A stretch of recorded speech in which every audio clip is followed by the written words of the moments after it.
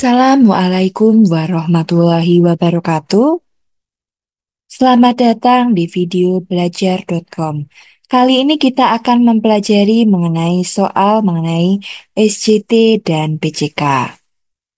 Sebelum menuju video dan soal yang nomor 1, jangan lupa teman-teman semua untuk share, like, komen di channel kami agar channel kami selalu berlanjut di setiap harinya memberikan soal-soal dan info update mengenai dunia pendidikan. Oke, let's go. Kita ke soal yang pertama. Berbagai pelatihan guru menjadi tambahan ilmu dalam pengembangan profesi. Namun, ada kalanya seorang guru tidak dapat menjalankan kondisi tertentu. Sikap Anda sebagai guru adalah A. Berinisiatif mengikuti pelatihan berikutnya. B. Membiarkan waktu kegiatan pelatihan lewat.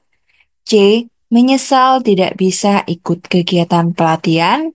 D. Tetap semangat dalam tugas pembelajaran. Jadi kita sebagai guru harus tetap update mengenai ilmu profesi. Jadi kata kuncinya adalah tambahan ilmu dalam pengembangan profesi. Jadi yang berkaitan dengan menambah ilmu adalah opsi yang A, yaitu berinisiatif mengikuti pelatihan berikutnya. Jadi ini adalah sikap yang selalu update dan profesional, ya. Oke, soal yang kedua, guru diwajibkan mempunyai kemampuan memahami perasaan siswanya.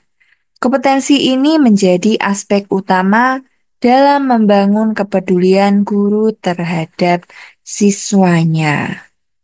A. Guru dapat memberi harapan realistis pada siswa. B. Guru dapat menjalin relasi yang harmonis dengan siswa. C. Guru dapat mendorong keberminatan siswa. D. Guru dapat menjadi guru yang menyenangkan bagi siswa. Kata kuncinya adalah kemampuan memahami perasaan siswa. Berarti berkaitan dengan hubungan atau relasi. Jadi jawabannya tepat adalah B. Kalau untuk yang A, dapat memberi harapan realistis ini berkaitan dengan konteks apa di opsi yang A kurang terlalu dijelaskan ya teman-teman. Lalu untuk yang C, mendorong keberminatan berarti mengenai minat pembelajaran atau bakat dan potensi siswa.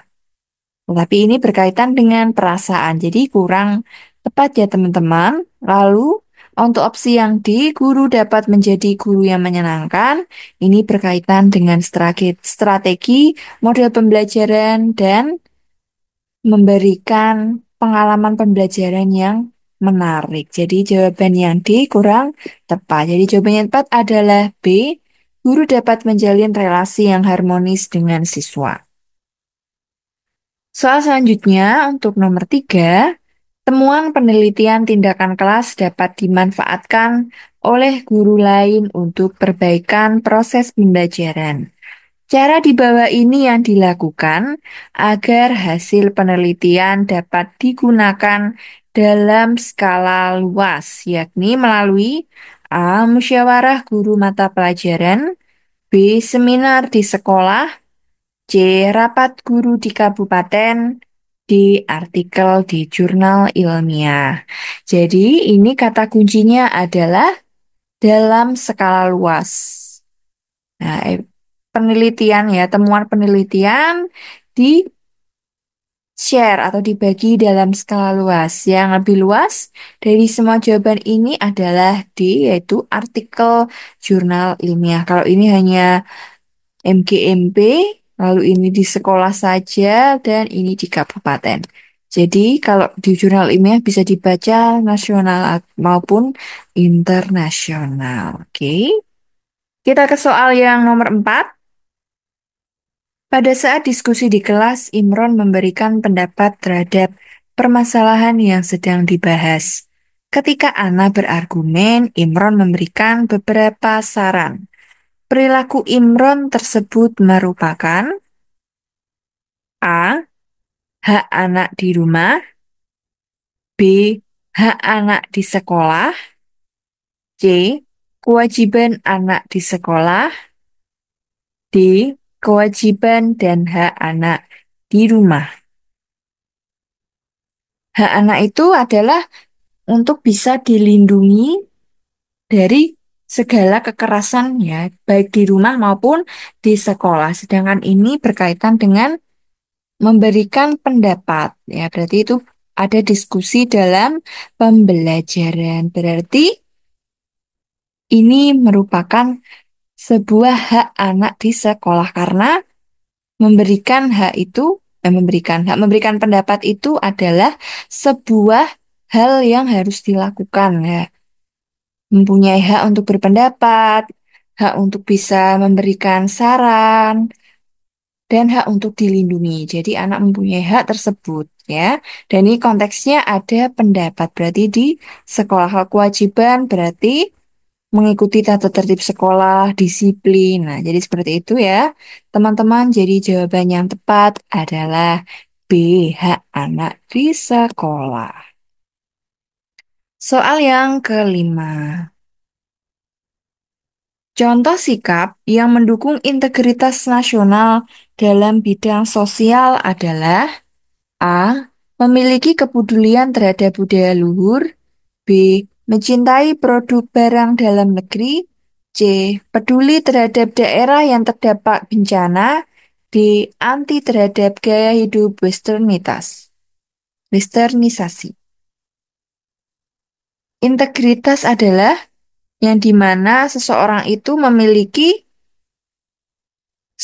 solidaritas dan tanggung jawab dan memiliki persatuan. Integritas itu adalah sikap persatuan yang untuk mempertahankan negara. Memiliki nilai-nilai yang berkaitan dengan hal tersebut. Jadi yang berkaitan dan ini ada kata kuncinya dalam bidang sosial. Berarti ada orang lain yang terlibat. Ya, untuk yang A, memiliki kepedulian terhadap budaya luhur, ini pihak yang lain yang terlibat tidak ada, teman-teman. Kalau yang B ini juga tidak ada pihak yang terbantu. Terus yang D ini juga sama, jadi jawaban yang tepat adalah C. Karena sosial itu pasti ada orang lain. Nah, untuk daerah yang terdapat bencana berarti ada pihak yang terbantukan. Integritas itu untuk persatuan nasional. Oke, soal yang keenam.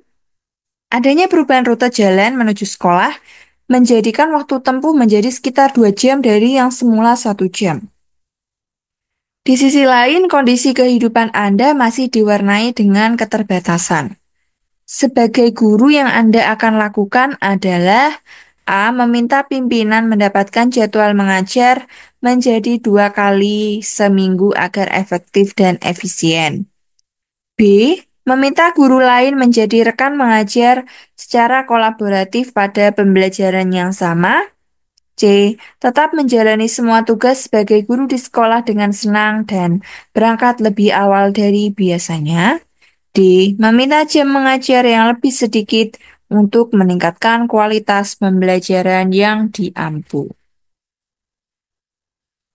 Jadi kita walaupun ada permasalahan, ini permasalahannya adalah rute sekolah jadi memutar ya. Jadi sebagai guru kita harus bisa profesional. Untuk yang A, meminta pimpinan memadatkan jadwal. Ini juga kurang tepat ya teman-teman. Kita sebagai guru harus tetap aktif di sekolah ya untuk merencanakan pembelajaran, membuat modul ajar, dan memotivasi siswa. Tidak hanya dalam pembelajaran saja. Jadi ini jawabannya A kurang tepat. Lalu meminta guru lain menjadi rekan mengajar, berarti kita hanya pasrah kepada orang lain, berarti B kurang tepat. Jadi jawaban yang tepat adalah tetap menjalani semua tugas sebagai guru.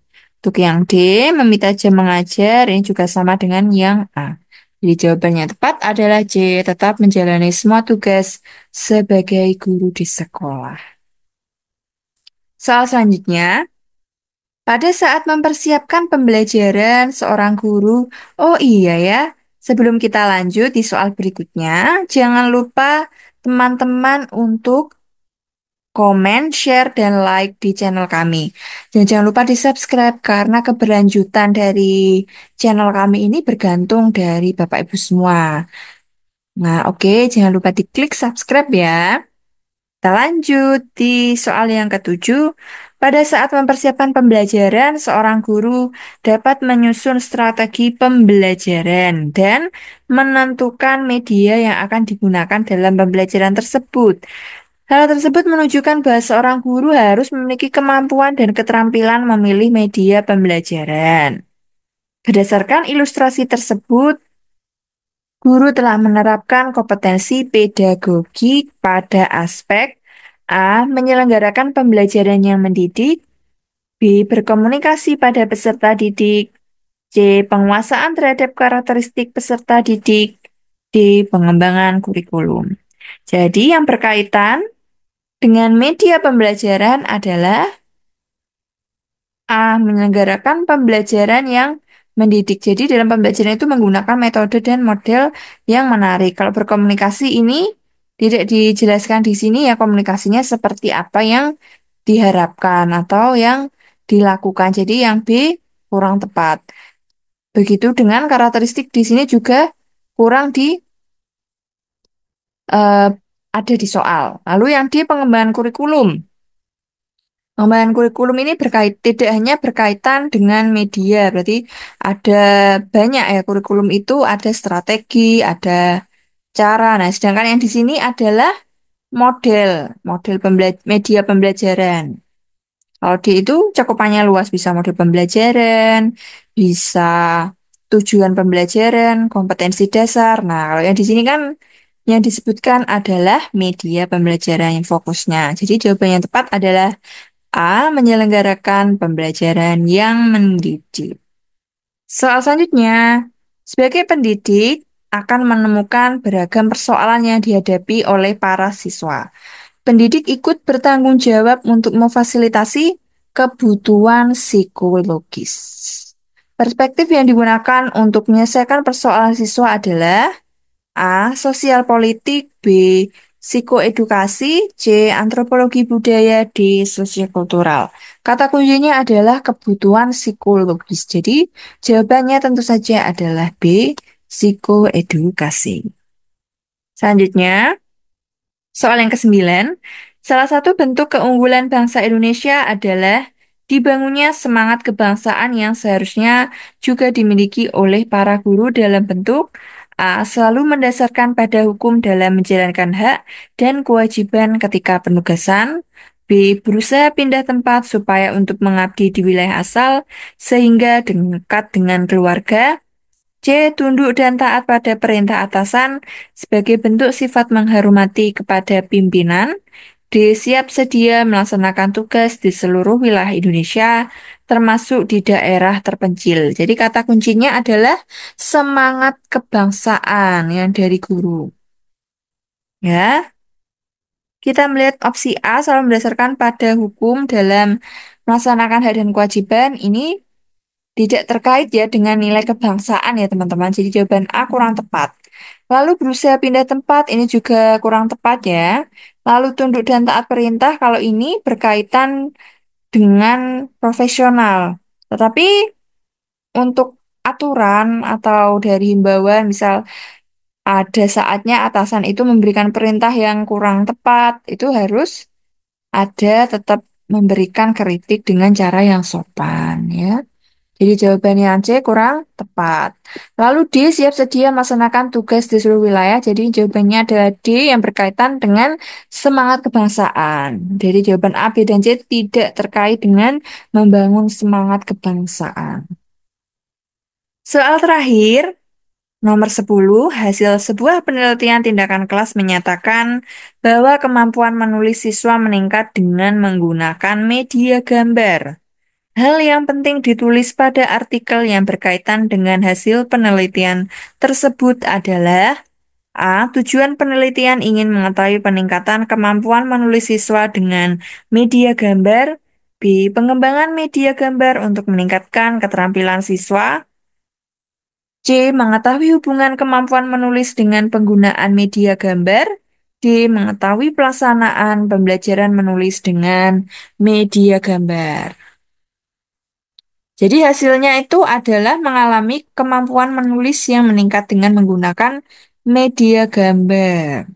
Yang berkaitan dengan hasil penelitian yang harus ditulis adalah yang berkaitan dengan hasil ya.